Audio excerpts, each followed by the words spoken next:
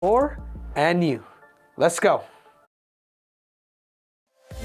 So now the techniques, the tactics, and the threshold. Guys, these guys are going to fight again. What is it that these guys have to do in order for them to actually say, and you, or, and still? This isn't the first meeting that these guys are going to have against each other. Again, these guys need to run it back, and they need to run it back ASAP. I think Alexander Volkanovski needs to wait for that featherweight because there is an opportunity at 155 pounds. And his name is Islam Makhachev, and they had a very, very razor close, thin fight, but I want to know who the winner is. So the 3 T's, the techniques, the tactics, and the threshold. Guys, I want to start off here. Who is it that had the edge on the threshold? Guys, I can tell you guys right now, I was wrong. I was thinking Islam would have the bigger threshold, but in this scenario, I'm going to have to give this right here to Alexander Volkanovski. Right here. I do feel like he's the one that strived in the 5th. He was able to win that 5th round decisively. So for that reason, guys, I thought Alexander Volkanovski had a bigger gas tank. So for that reason, Alexander Volkanovski, his threshold is what made this fight competitive. His ability of being conditioned, his ability to be getting out of positions, all based on his gas tank. The tactics, the tactical work, man. To me, this one right here, it was pretty neutral for this one. And typically, I don't like ties, and I'm still not sure if I'm gonna give a tie. But I felt like they both had a game plan, and I thought Alexander did a really good job that allowed that 2nd round to be kind of like a swing round. But he was able to win round 3, which is another close round, but that he was able to be decisively in the 5th. I think what Islam did good is taking him back in the 4th, is being able to take him down and control him, getting Alexander to his butt, getting him against the cage a lot more. So if I had to pick somebody tactically, you know, even though I kind of want to say it was about even, I'm gonna have to give the edge on this one to none other than Islam right here. So we're gonna put the I. So what it really came down to more than anything was right here, the technique.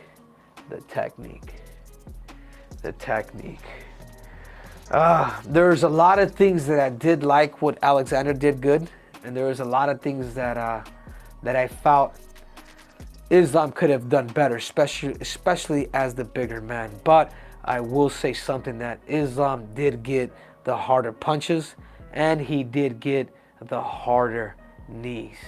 I mean, it was a little, when he hit, you can tell when he kicked or when he kneed, there was a thump in there. It wasn't just a patty cake like Volkanovski when he was touching him. I'm not saying that he was playing patty cake, but what I'm saying is there was a thump that was there a little different. Yeah, it could have been a lot crisper. A lot of his techniques could have been a lot crisper. But right now we're just talking about percentages, punch count, punch strength, and what is it that he did.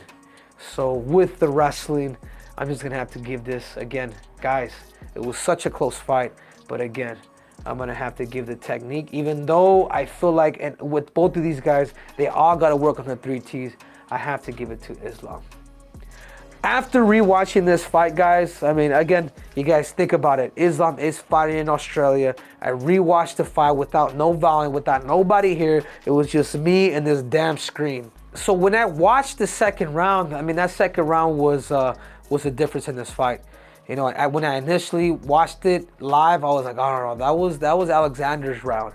But no, not really. Rewatching it again, this is why I said he kind of stole it. But then rewatching the fight again, no bias, no sound, no nothing. The punch that I thought had landed, it was a level change done by Islam, that when he hit the cage, that he just happened to level change, where Volkanovski happened to even through, where it just grazed him, but it wasn't even that. This is the same reason why I thought I was gonna give Alexander that round, but no, not really. I think the knees that Islam started giving him, the right hands that he started cocking his head back. If there's one thing that Alex did better than Islam, was his defensive skills of not overreacting. But you can tell that when he got hit, it was a ooh. You could see when Volk got hit, it was there where we're in the position where every time Islam would get hit, he would go back and then he would shoot and he would do certain things that made him look the combinations a lot worse than what they really look like. So overall, guys, watching the fight, I give round 1 to Islam. I give that swing round 2 back to Islam, and then I give Islam round 4 when he ended up taking the back. 3 was super close. 3 was also super close, but you know what? I won't be too gritty. I'll give it to Alexander. I felt like maybe he got more of the touch sparring, and then the 5th round, his heart, his will, his ability to be able to call the fight and get the crowd and be able to talk to Islam. I think that's where he carried a lot of energy. So the 5th was decisively his. So overall, I'm gonna have to give this fight, and again, guys, I was wrong. Islam beat him 3 rounds to 2, and that is the fight breakdown. So again, guys, leave your comments below.